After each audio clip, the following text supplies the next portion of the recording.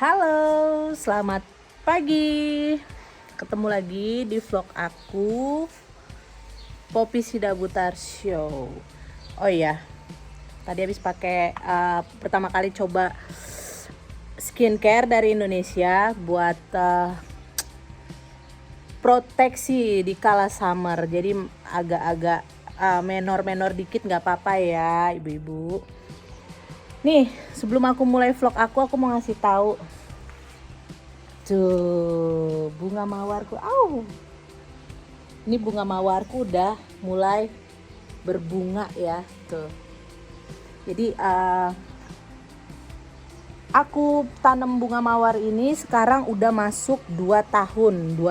Jadi ada lahan kecil. Sebenarnya rencana aku pertama ini kan ada lingkaran gitu, aku mau bikin melingkar gitu mawarnya, cuman belum aku benahin lagi. Jadi ntar aku bikin vlognya.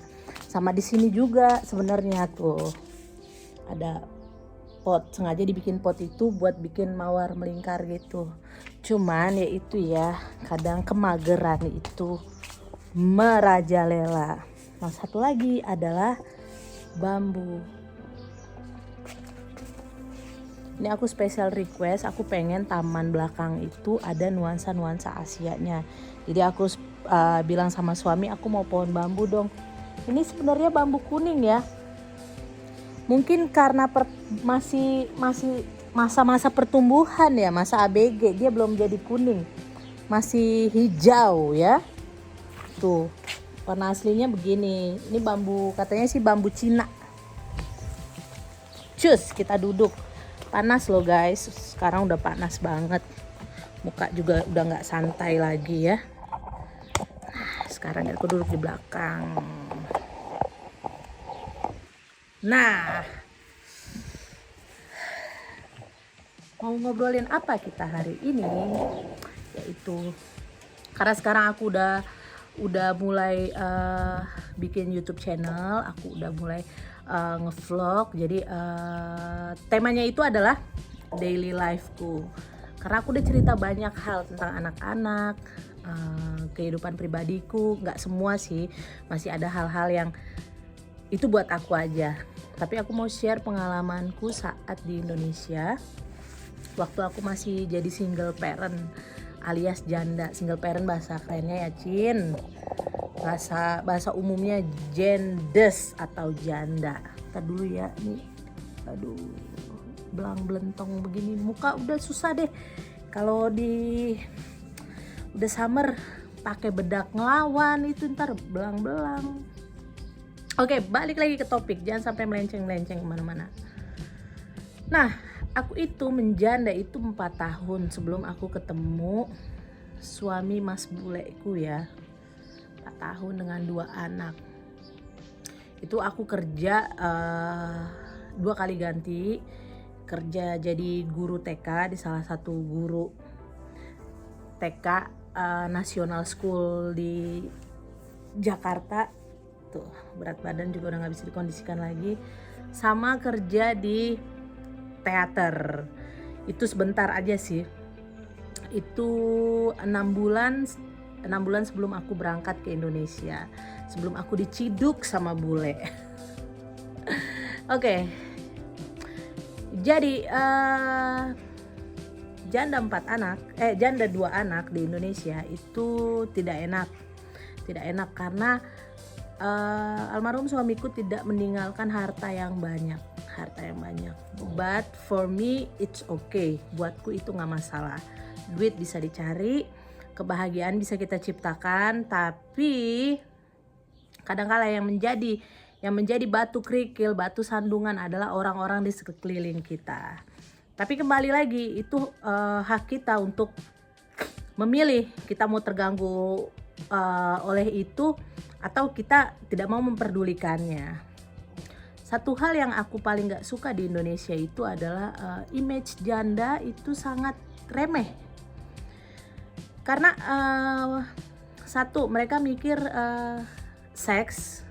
2, mereka mikir kita adalah khususnya untuk para wanita yang punya suami, kita adalah sosok-sosok dengan status yang harus dicurigai gitu. Jadi mentang-mentang janda, aduh ntar laki gue direbut, aduh ntar laki gue digodain gitu. Itu enggak ya. Karena aku punya pengalaman, punya tetangga pasangan muda sama kayak aku, cuman kebetulan dia anaknya baru 1. Nah kalau aku lewat pulang kerja itu, halo Mama Anju, pulang kerja ya? Iya. Sore Mama Anju. Iya, aku pikir oke, kita sama-sama orang tua ya. Tapi satu hari ternyata waktu aku berangkat kerja, itu dia samperin aku pakai mobil dan manggilnya nggak Mama Anju, Mama Obet.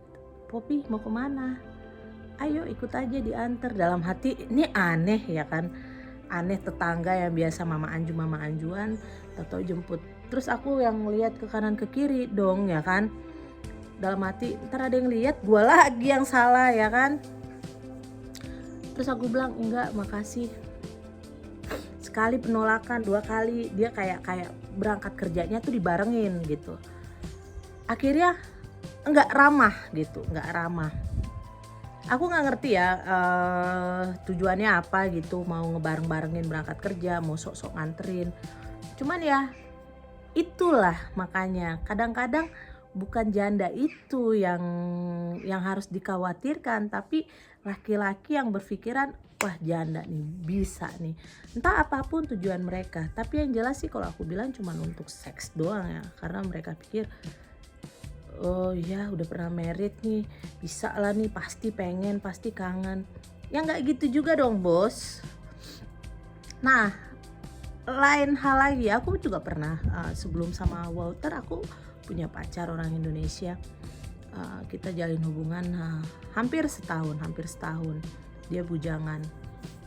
Waktu aku diajak ke rumah budenya, sebelumnya dia bilang gini, nanti jangan cerita soal anak-anak ya. Kenapa emang? Iya budeku belum tahu kalau kamu tuh udah punya anak. Dalam hati, sama budenya aja nggak ngasih tahu, apalagi ntar sama orang tuanya ya kan. Jadi buat apa kita bersama? Ternyata ya memang cuma untuk mengisi kekosongan kah, atau balik lagi mau seks doang gitu. Jadi nggak banget deh. Aku sampai pernah ya unfollow salah satu selebgram di Indonesia namanya Mat Kucil, kalau kalian tahu tuh. Karena dia selalu di konten-kontennya dia itu selalu bawa-bawa janda untuk bercandaan gitu. Kayak ngomong pilih mana nih, janda apa perawan, tapi janda lebih berpengalaman, atau kutunggu jandamu. Itu tuh buatku merendahkan ya, karena come on, siapa sih yang mau jadi janda gitu. Dan janda itu hanya status gitu, balik lagi ke kepribadinya. Memang banyak juga janda yang gatel, brengsek, tapi kan gak semua gitu. Dan banyak banget ya kan, perempuan juga. Aku punya teman ya, aku tuh banyak teman di Indonesia tuh, teman-teman dulu yang dari zaman sekolah tuh, teman-teman main-main gitu, teman-teman ngopi, itu tuh cowok-cowok ya. Jadi satu hari kita ngumpul, kita mau jalan kemana. Itu tuh pacarnya yang gelendotan, yang kenapa sih harus pergi sama dia. Dan aku denger gitu, dan aku bilang gini, gak apa-apa, gak usah khawatir sama gue mah gak bakalan ngembat pacar lo, gue bilang gitu. Terus enggak gitu, kita mau ada janji kok, kita mau jalan. Sebegitu desperate-nya banget ya jadi janda di Indonesia. Bukan pilihan, dan terlebih orang Batak ya.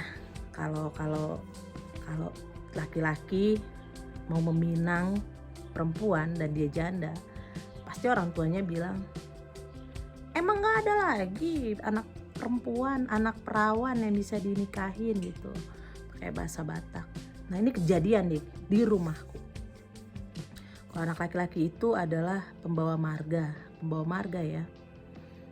Jadi memang harus status sosial, status segala-gala lah harus ini.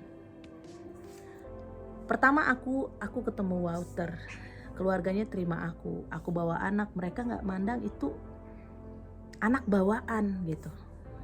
Mereka welcome, sayang. Sampai sekarang pun Anju dan Obet tidak berpikir kalau Walter itu adalah papa sambung mereka dan oma opa yang di sini itu adalah oma opa sambung mereka, tidak.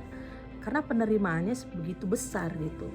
Karena buat orang sini, aku nggak bilang orang sini ya, karena buat Walter, tapi ada beberapa teman-teman aku juga datang bawa anak ke Belanda menikah dengan Nederlander, itu perlakuannya sama. Karena buat mereka adalah kita tidak hidup di masa lalu, kita hidup untuk masa depan dan membina masa depan. Jadi buat apa meributkan hal-hal yang sudah berlalu gitu. Kalaupun mau sama mamanya harus mau sama anaknya juga. Atau buat perjanjian, oke, lu udah punya anak nggak apa-apa, tapi gua nggak bisa kalau sayang banget sama anak lu. Yang penting penerimaan baik, itu juga nggak apa-apa. Yang penting semuanya terbuka dengan jujur gitu, jangan ada kepura-puraan. Nah saat aku sama Walter janda, aku ceritain sama mamaku,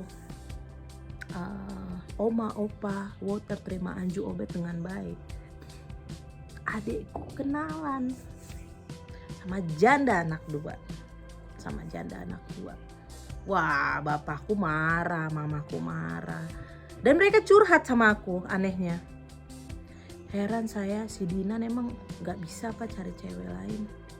Bla bla bla bla bla bla. Tahu gak apa yang aku bilang? Mama lihat diriku. Mama lihat sebagaimana besar Walter dan keluarganya menerima aku.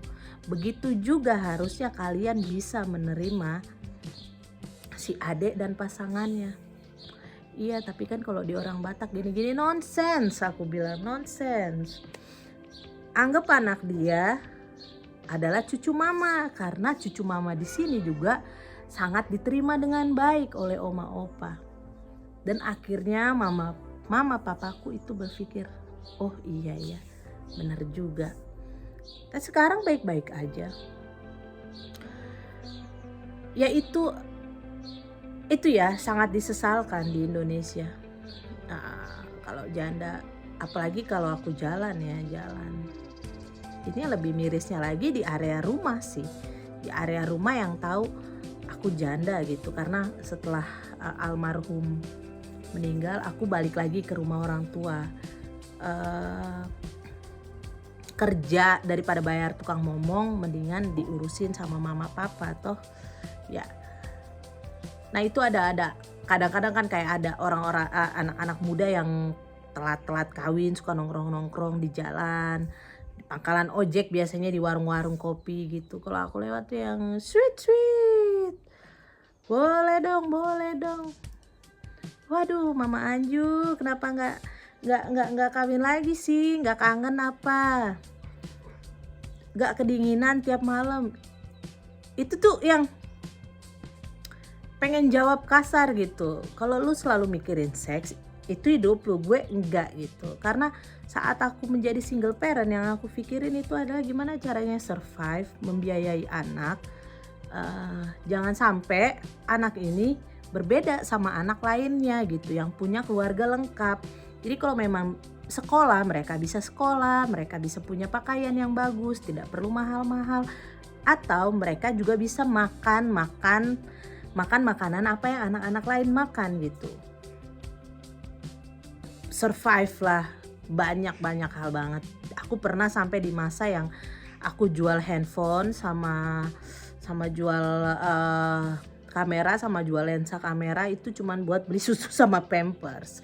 Di awal-awal aku menjadi single parent, sampai akhirnya aku kerja, aku bisa memanage kembali keuangan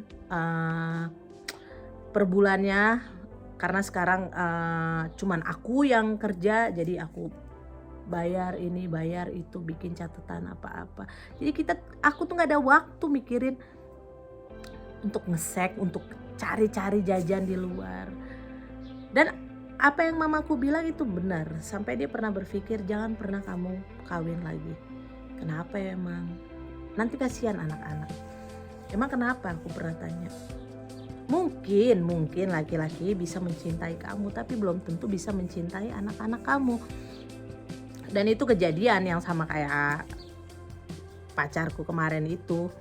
Indonesia itu bilang jangan kasih tahu budenya soal anak-anak ya. Itu sudah sangat menjadi jawaban yang jelas bahwa penerimaan itu tidak sepenuhnya. So, jadi aku mau kasih support buat para single mother di Indonesia. Kalau sampai sekarang kalian masih sendiri, kalian masih mencari seseorang yang tepat, pastikan itu bukan hanya soal ranjang, itu bukan soal hanya tubuh dan kenikmatan. Tapi penerimaan kita dan anak-anak juga itu penting. Dan satu lagi, untuk orang-orang yang masih memandang minus janda, yang menjadikan janda sebagai bahan olok-olokan, please stop. Janda itu juga manusia. Janda itu seorang ibu yang mungkin survive untuk anak-anaknya. Jadi jangan kalian berburuk sangka. Oke, sekian curhatan dari aku hari ini. Untuk yang udah subscribe, untuk yang udah ngikutin aku, makasih banyak ya, kalian yang terbaik. Dan yang baru nongol nih, belum subscribe, tolong di subscribe, like, komen, dan dipencet tombol notifikasinya biar gak ketinggalan nih vlog-vlog Poppy Sida Butar Show selanjutnya. Oke, aku mau nikmatin panas-panas ria hari ini. Sampai ketemu besok. Salam manis dari aku di Belanda. Dadah.